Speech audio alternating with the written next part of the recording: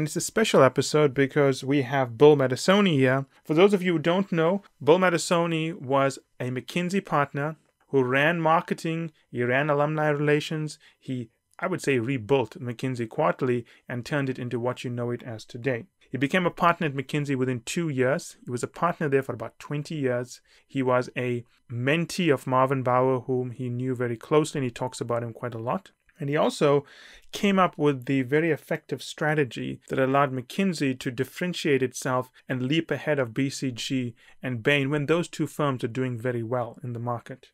So it's a very unique opportunity to hear from someone that worked with one of the pioneers of McKinsey. And Marvin Bower was a man who created McKinsey. Bill worked with him. But also, you get a chance to hear from Bill himself, who, in my opinion, is also one of the pioneers of McKinsey because he developed a lot of the thinking that allowed McKinsey to separate itself from the pack. Now, let's begin with the interview. Have you ever been to a Tesla dealership? No, I've been in the car, but I've not been to a dealership. Well, the one thing that strikes you about a Tesla dealership is it doesn't look anything like a dealership. Because typically when I need to take my Mercedes in for a tune-up or anything, you've got to drive to a dealership, which is usually in some horrible industrial part of the town. Yeah. You've then got to sit there and there's nothing to do because it's a dealership surrounded by other dealerships over a huge space. And you basically have to make it into a day-long activity. Right. But the Tesla dealership looks like a gallery. It's just one room. There's no service center. There's 2 cars parked in there and they serve some very high-end coffee and cappuccino and espresso. And I'm just thinking to myself that, people always talk about the technology behind Tesla and so on, but they've almost made this car out to be like a consumer product. It's so accessible for you to get your hands around it. Mm-hmm. You can buy it online. You can visit the dealership. It's pretty unbelievable how they've changed the way cars are sold. Yeah, and it'll change the way cars are serviced as well. Yeah, I think they now send a service truck to your home, right? Yeah, and only a few cars try to. Porsche will pick up your car, take it in, and bring it back. But of course, you really pay through the nose for that, I think. We still have our one little Porsche, and I stopped taking it to the dealership. I take it to a little guy down the street who changes the oil and doesn't charge me a ridiculous amount to do that. So the thing about the electric vehicle space, auto space, versus the gasoline engine space is it is going to redefine service. And that dimension of service, which is not a new one, Mercedes has touted their service for years and their warranties, etc. But Tesla really can change the game because the technology is so different. The car is, in many ways, much simpler. I remember, I had an old Porsche a long, long time ago, and it was so easy to service. I could almost change the spark plugs, and that's saying something, And then when the new Porsches came along, the mechanics hated them because they couldn't do anything with them. They had to put them on a computer. They couldn't figure out what was wrong with the car until they plugged it into the computer, and the computer told them. And that was just the beginning of, taking the man out of the machine, both the driver and the mechanic. And you were at bay. It was a whole different market. So you make a really good observation. I think that's what could make Tesla and the electric vehicle market a lot more attractive. It'll figure into the whole new definition of what a luxury car is. It'll also be part of the new dimension of what a mass market car is, too. We talk about all the fancy features of Tesla, but one of the things that I notice is that it really caters to people that know nothing about technology. All technology follows a certain curve in the way they improve and become commoditized. Think about early laptops and PCs in the 1970s. You had to buy the components and assemble it, right? Right. And only the most advanced users who were willing to, play with a soldering iron and not burn down their house, right, was going to do it. And then Apple came along and made it so simple to just buy a product and start typing with an easy interface. And that's how technology evolves. You actually know a technology is about to hit mainstream when the most technologically unsophisticated audience can use it without worrying about it. And that's the thing that struck me about the Tesla. It's so easy to use. It's almost intuitive in the way it operates. Right. I expected to have much more dials and gadgets and buttons and calibrations to be done to tweak the car, but it does everything for you. Right. Now, that all said, I read a few articles about Tesla to prepare myself for this discussion. As I was thinking about it, I thought what I said in the memoir about technology transition applies just as much to the automotive space as it did in my memoir to transitions like semiconductor chips. And the same principles actually do apply. One of them being the transitions are never linear. A couple of those articles I read about Tesla, the analysts keep saying, when is this linear improvement and increase in the share of market of the electric vehicles? When's that going to happen? And when is Tesla going to get more of that improvement? And the answer, if you're really watching that market, you should not be thinking about linear improvement in the share of market the electric vehicles are gaining. Because the progression for technology always is, just as you were just saying, it's slow, fast, slow. At first, the technology and the functionality it enables is slow. And we're probably just getting to the end point there because Tesla is starting to sell. But it's going to, I think it's going to speed up, or it may. If it follows the typical technology-fueled market transition, we're going to see electric vehicles and Tesla start to grab a lot more of the market. And that is because of this S-curve that we talk about in the memoir. You know, technology is not a linear occurrence. It's an S-curve occurrence. And then it'll slow down as the technology reaches maturity. But we've got a long way to go. And then when you say technology, what are you talking about? Well, with the electric vehicles, it's really batteries. You know, batteries are coming way down in price for these cars, so that Tesla may in fact be able to make a mass market car sometime soon. Right now, they're still at a $45,000 price point. They've got to get it down to 33 to at least attract the mass market if that's where they're going. And that's what they say. That's at least one place where they're going. So it's really looking at the technologies behind the car rather than the car itself to understand when we're going to see dramatic improvements in the performance of these cars that will attract A, luxury buyers, and B, mass market buyers. One of the things that struck me, though, as I was reading some of these articles is, you know, in Marketing Saves the World, my primary point is we're dealing with market spaces, not places. And those market spaces are defined by dimensions. And the automotive industry, one of the great industries of the world, it's been around for well over 100 years. The dimensions of that space have been pretty well defined at this point. Mileage per gallon of gasoline, time it takes to go fast, 0 to 60 in how many seconds, safety, safety that and technology that keeps you from changing lanes dangerously. That's all in the space. And the latter is a new dimension we're hearing more and more about. Technology has become a big part of the automotive space. It's not like Tesla is the only player bringing technology. There's a lot of new technology in the automotive space. But the new electric vehicle space strikes me as totally confused. In part because the leaders of some of these players want to do too much too fast. I mean, Elon Musk is, he's talking about producing a car that first doesn't use gasoline. It's going to be cheap, although he's really focused on the luxury segment, which, by the way, is always the segment that introduces new technology. Always. Even wiper blade technology started out with, in the luxury space. It didn't start in this market space. So they're talking about the electric vehicle space, but now Musk is adding the self-driving car space to the whole mix. And then that space is confused all by itself. Are we talking about cars that can park by themselves, are going to be safer? Well, that's in both spaces, the old and the new. But now you're talking about cars that can go from coast to coast. Musk is talking about, we're going to build a car in a year that can, it'll pick you up in California and deposit you on the curb in New York, And so now we have a space that's an electric vehicle space with a self-driving space.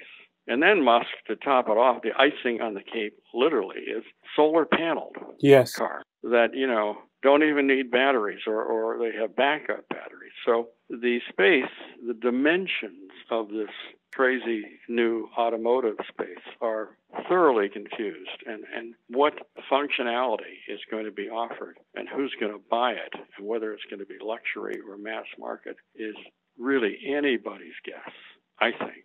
If you're an investor or even if you're just a buyer of a car, what are you going to buy? If I had to make my bets, it would be safety is going to be a big deal.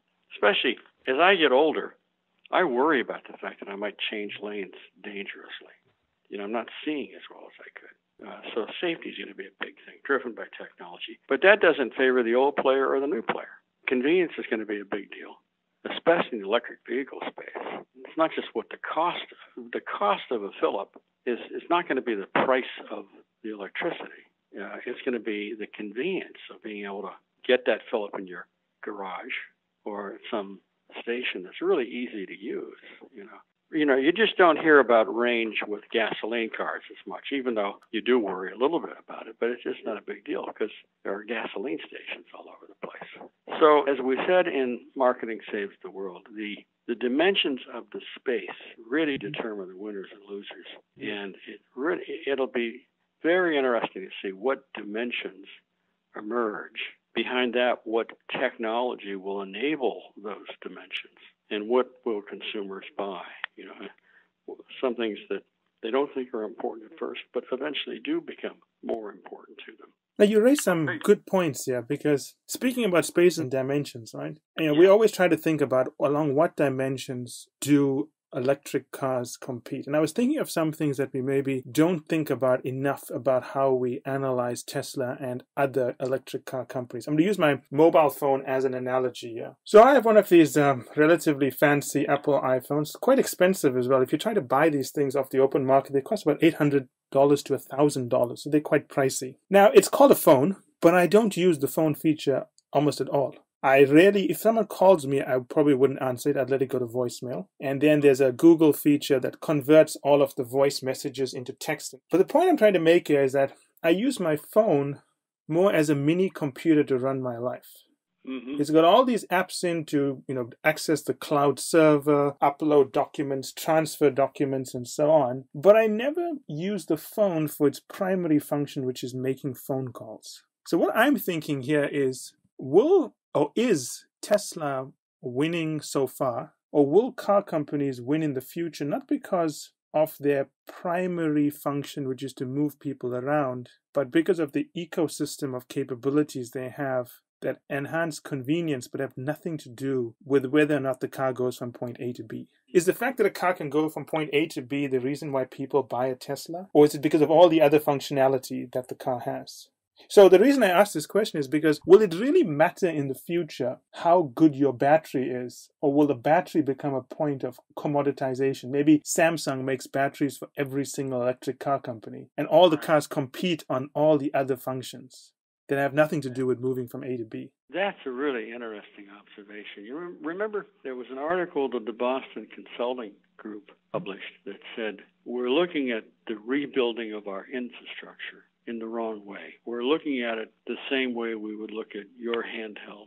Yeah. And the way the old manufacturers of automobiles would. And that is, how many more cars can we get on the road? Yeah. And get from point A to point B. And instead, BCG says, we need to get different players around the table. Government players, regulators, road builders. They're not going to be excluded. But the whole function that needs to get maximized is access. Yes. And what if your handheld, in fact, contributed mightily to improving your access to things? And it wasn't providing you just with the option of movement, but with the option of access and different ways of getting things. It's all around us now, for goodness sake. When was the last time you picked up a case of wine at your local wine merchant? I don't remember. It's all shipped. Even food is shipped to you. Amazon will deliver all your groceries. Yeah.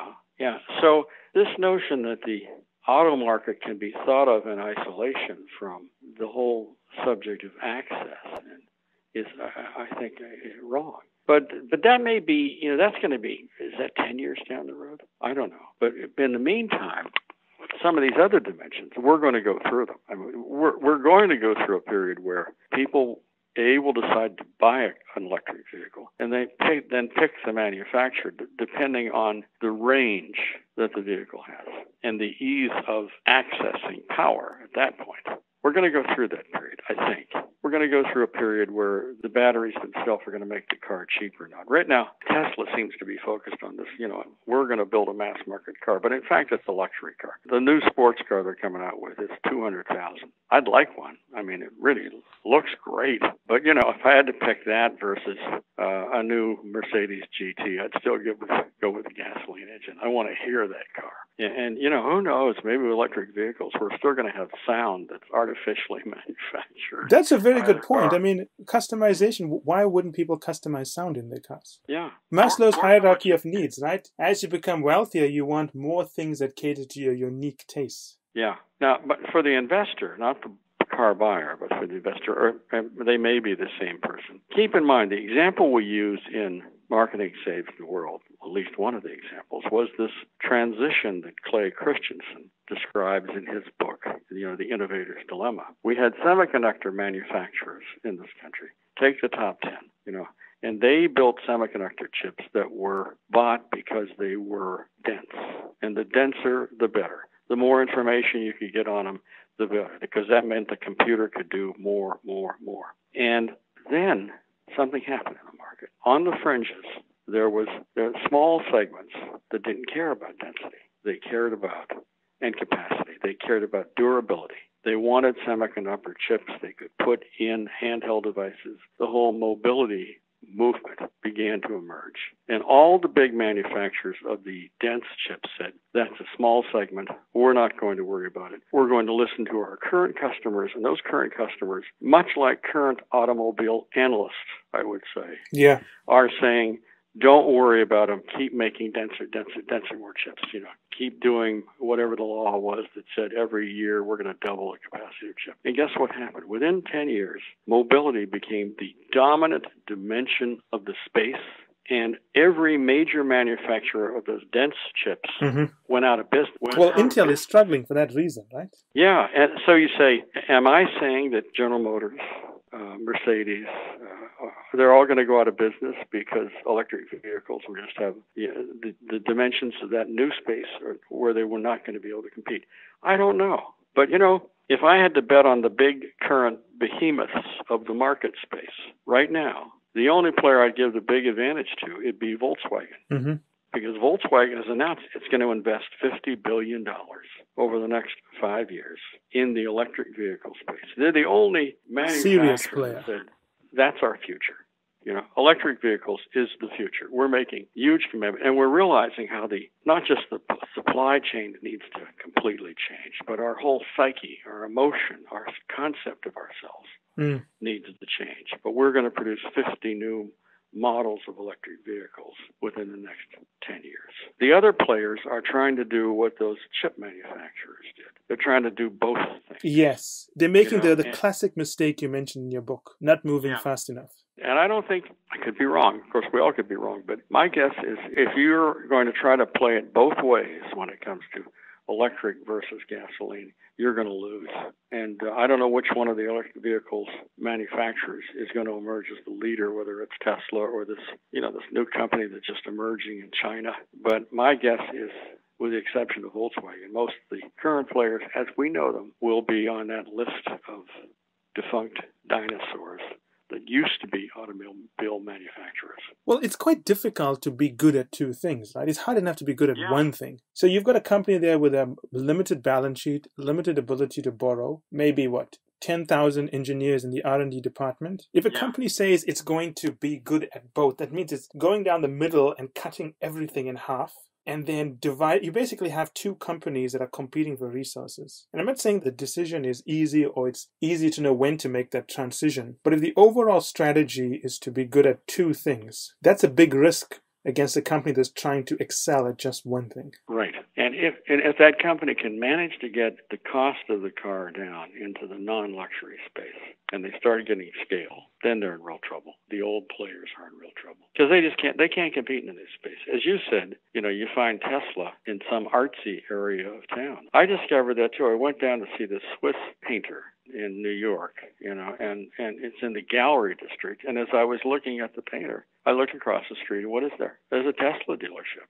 It's not out in New Jersey. It's not in the far west side of Manhattan on 9th Avenue, where you find the Mercedes and the BMW dealership. It's down in Soho. That's a different demographic. Now, whether that demographic is somehow going to survive and morph into a mass market demographic, I don't know yet. There's a lot of transitioning to be done there. But I don't see, Mercedes probably has the best coffee machines in the automotive industry, but they're still not in the space that Tesla is trying to define. Right? No, not yet anyway. Well, the thing with Mercedes and all of the large companies is they operate across a spectrum of price points. Yes, they do. Yeah. And when you operate across a spectrum of price points, which price point do you want to be defined by? Because you can't be luxury, mid-market, and upper luxury all at the same time. No matter how many ranges of cars you produce, one of those is going to define you. And you have to pick where it's going to be. But I want to touch on a point you made in your memoir. You raised a quote from one of your colleagues where he asked the question, what would happen if the price of bandwidth went to zero? Right. I think to myself, what would happen if the price of batteries went to it being a non-game changer whereby everyone could access it? It's a similar question, right? Yeah. And you say, well, that can't be because bandwidth is different than power. But at what point does it become irrelevant? Yeah, think of printers. I mean, HP basically gives you a printer for free so that they can hook you into buying cartridges. Right. Now, 20 years ago, if you told someone that the business of printing would change whereby the hardware became a giveaway, a loss leader, they would have looked at you like you were crazy. Yeah. And again, a whole different marketing strategy results. Yeah, exactly. Which then asks the question, why do people buy a Tesla? Can Tesla win in the long term? And maybe a better question is Tesla a great product or is it a good business model? Because the history of business is that, if you have a good product but you don't have a winning business model to get it into the market, you're going to fail anyway. Yeah. But that, I think, leads you to the conclusion that if Tesla screws up and it can't make the car it needs to make for the mass market, which is where you eventually have to be successful, except for niche players, who is going to do it? And how do they do it? And what business model will succeed? You have to admire Tesla for reconceiving everything in terms of buying the car, servicing the car, powering the car, etc. But do they have the right combination of things? And frankly, again, I'm not an expert on the automotive industry, but those are the questions you have to ask as a marketer. And those are the questions you need to ask as an investor. Yeah, I mean, a great analogy for this is search engines when they first came out in the 1990s.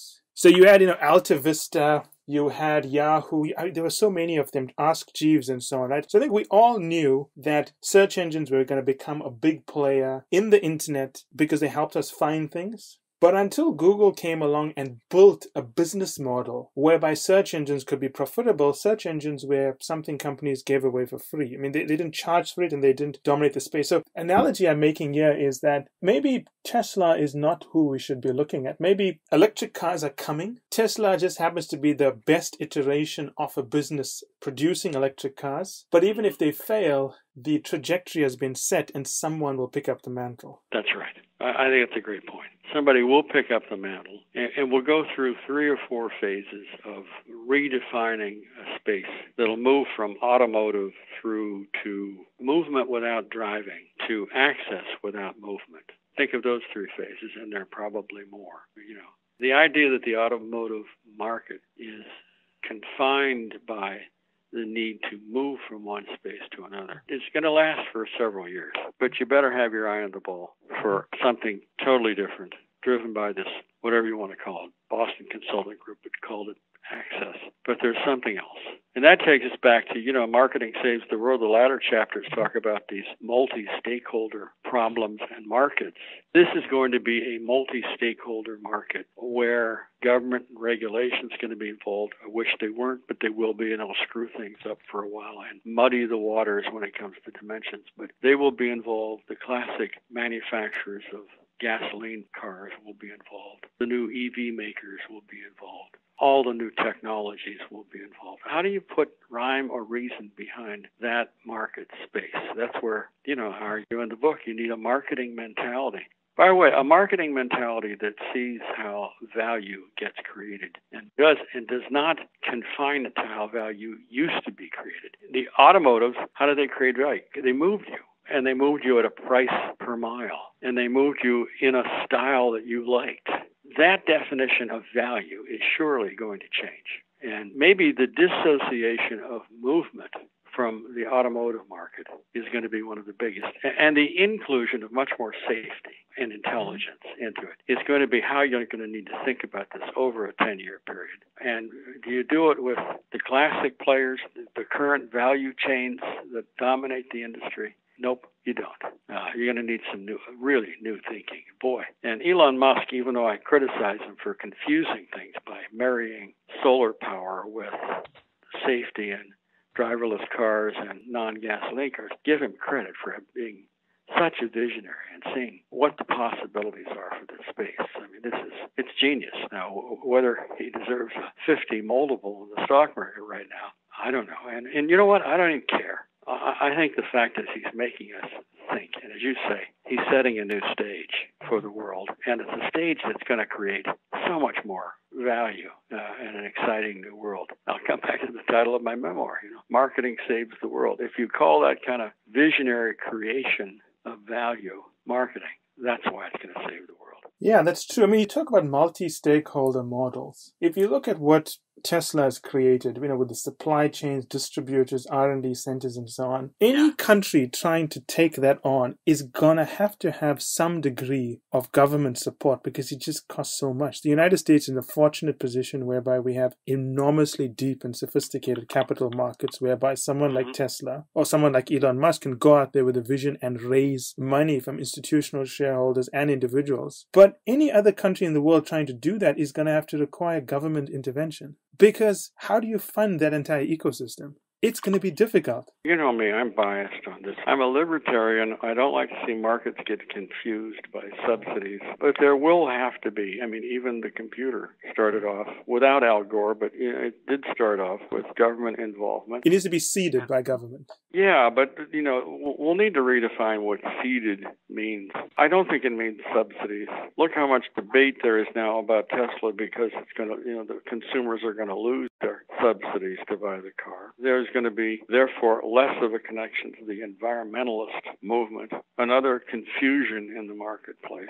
To me, yes, government has to be at the table, but the less at the table, the better, as far as I'm concerned. Maybe another way of saying it is that government needs to create an environment whereby risk takers feel comfortable taking risk. Yeah. That's about it, right? You just create an environment where people feel that they can be rewarded for the effort they put in. Right. And we're going to have how many new technologies to pull this thing off? Countless. There's so many things. It's countless. Yeah, it's thousands. And most of them are going to fail. And they should. That's the way things work as you create new markets, new services, new products. And at the same time, though, the government, to me, the role should be of making sure the people who win get rewarded, making sure people who think they have an idea see enough of a reward out there to take a risk. We don't want to decrease risk. We want to increase it.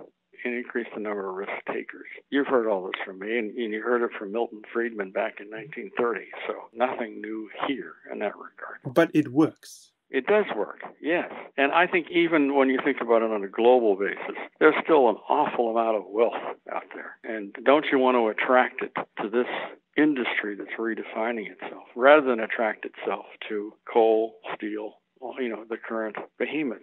And I'm not criticizing those industries. They've been wonderful industries for the U.S. and for the world. But you want to attract new capital to these new possibilities. And that is quite exciting. And even though, as I said earlier, I think, the next stage in the automotive market is not for the driverless car, but for the safer car. But all this will evolve, and what used to be called safe I suppose, will soon be driverless. But give that a while. Sell the safety for now.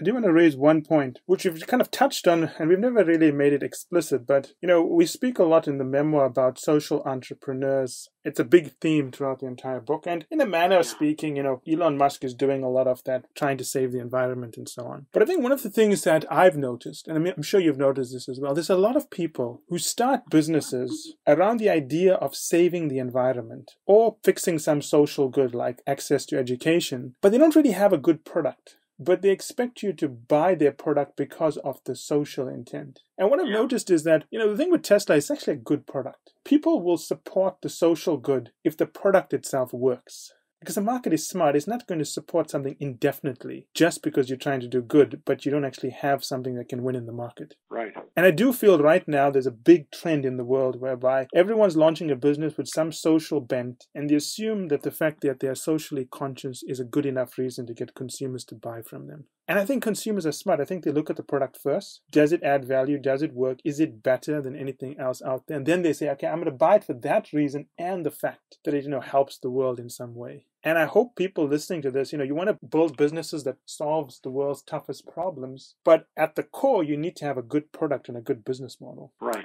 Because consumer goodwill only goes so far. After a while, they just don't want to deal with a product that doesn't work. I certainly agree with you. I can't stand the idea of buying a product because it's good for the environment being the basis for a product market strategy. It's a terrible idea. There is a segment of people who are good-hearted, wrong-headed, and rich enough, to say, "Oh, I'll buy one of those cars, and the functionality I get for $200,000 is nowhere close to what I get if I bought a different gasoline-powered car, for example." But they're well-intended, as I say, and they care about the environment, and they think this is a way of saving it. But the fact is, you can't sell $200,000 cars, and there aren't enough people to buy them. There aren't enough people who care about the environment to buy $50,000 cars. So you may be able to use that segment to get you some other place in a different market space, but don't count on it lasting very long. Don't count on government subsidies lasting very long. You got to create real value. Now you could say, well, yeah, but we're taking carbon out of the environment and so forth. It's very hard to price those benefits and put them into the price of a car. So, no, I think you're right on track, and I would never advise anybody to sell some new product based on the fact that it's saving us from global warming. Well, Bill, I think that's one of the best discussions I've had about Tesla. Let's hope someone forwards this podcast to Elon Musk.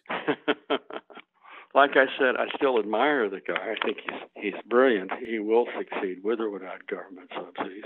And marketing, as he's practicing it brilliantly, is going to create an enormous amount of value. And it will save the world without doing it explicitly. And by making cars that delight consumers. That's the key thing. Yes, and that are safer, For us, though, for us old-timers, you know what I'm thinking about? I wonder what the price of the XK120 will be today when gasoline cars are truly prehistoric.